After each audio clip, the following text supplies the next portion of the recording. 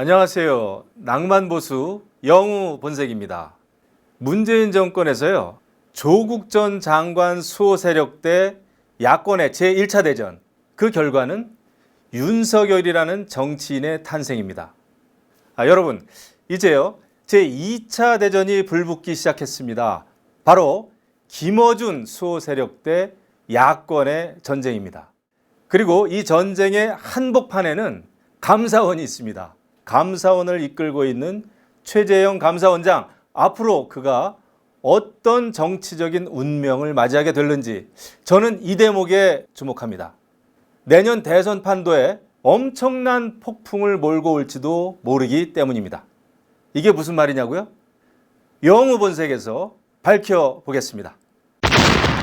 TBS 교통방송의 진행자 김어준 씨가 계약서 없는 고액 출연료 논란으로 지금 위기를 맞고 있습니다. 방송 1회당 200만 원, 5년 동안 얼마요? 23억 원, 엄청나죠? 그러나 이 상황은 단순히 방송 진행자 한 사람의 고액 출연료 문제가 아닙니다.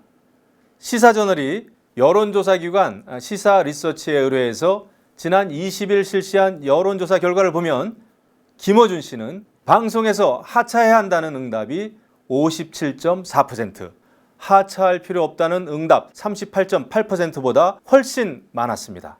뉴스공장이 편파적으로 진행되고 있냐는 질문에 응답자의 66.7%가 편파적이다, 이렇게 말했습니다.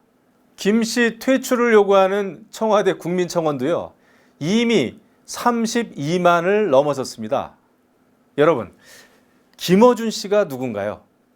김어준의 뉴스공장에 대해서는 민주당 5선 중진 안민석 의원이 일찍이 정치적, 역사적 정의를 내린 바 있습니다.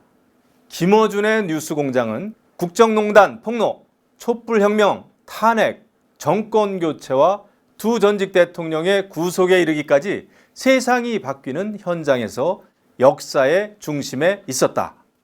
그렇습니다. 문재인 정권 사람들에게는 김어준은 정권 창출의 1등 공신입니다. 논리보다는요, 감각과 감성에 의존하는 멘트, 걸쭉한 목소리로 친문 세력을 결집시킵니다. 감각에 의존한다는 말은 본인 스스로 밝힌 바 있습니다. 거기다가요, 머리도 길렀죠. 또 수염도 길러서 일종의 신비감까지 갖추고 친문 세력의 정서적인 부족장 역할을 하고 있습니다. 그 김어준 씨는 어느덧 거대한 권력이 되었습니다.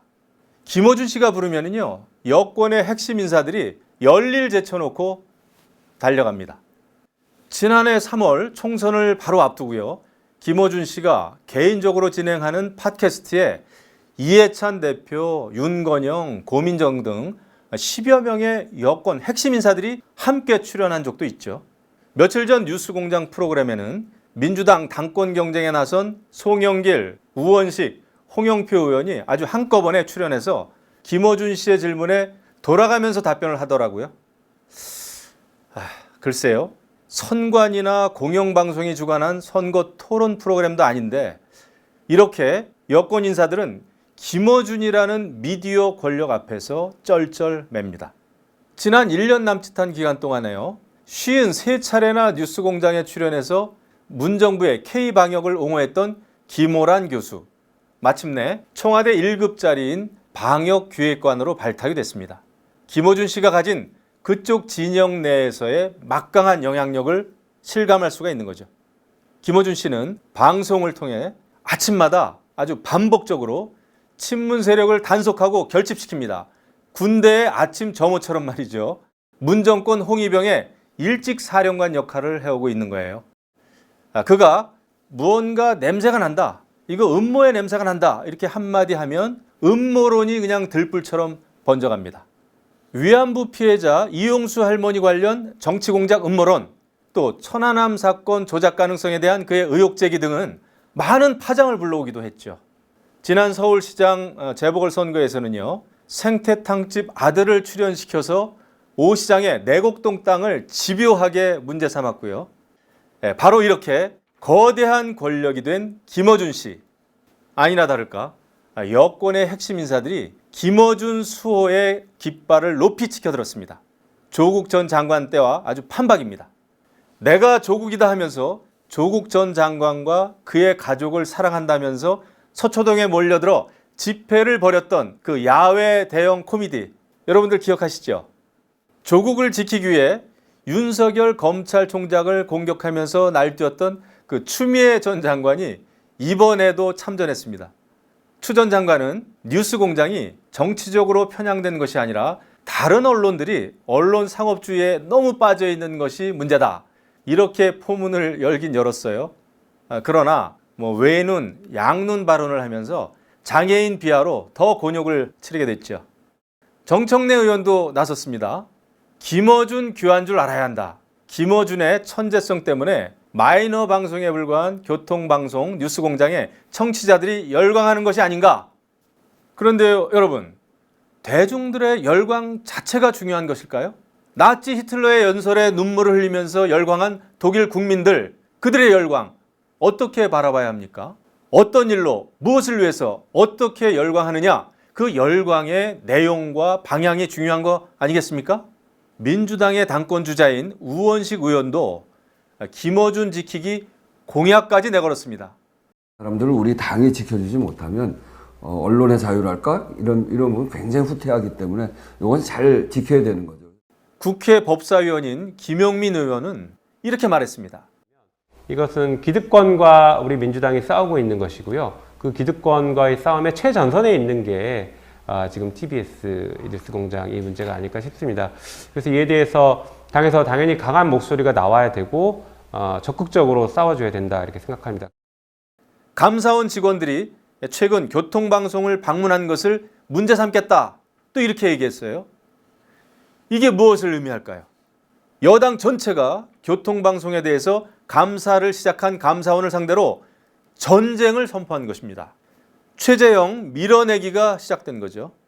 교통방송은 감사원법 제23조와 제24조, 제4호 규정에 따라서 회계검사 및 직무감찰 대상입니다. 서울시로부터 보조금을 받는 기관이기 때문입니다. 여러분, 앞으로 어떤 일들이 벌어지겠습니까? 국회 법사위원회에서는요, 최재형 감사원장을 몰아붙일 겁니다. 정치감사다. 앞으로 정치할 거냐? 전당대회에서는 당권 주자들이 너나 할 것 없이 김어준 지키기에 앞장서겠죠. 내가 김어준이다. 언론 탄압 웬 말이냐? 그런데 말이죠, 이거 너무 웃기지 않습니까? 지금 대통령이 누구죠? 문재인 대통령 아닙니까? 청와대와 행정부, 국회 모두 민주당이 장악하고 있잖아요.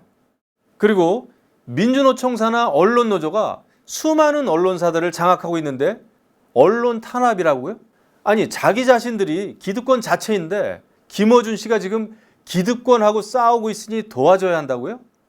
김어준 수호에 나선 분들, 아니 도대체 어느 별에서 사시다 온 거죠? 지금이 이명박 박근혜 정부란 말인가요? 포위된 요새 신드롬이라는 용어가 있어요.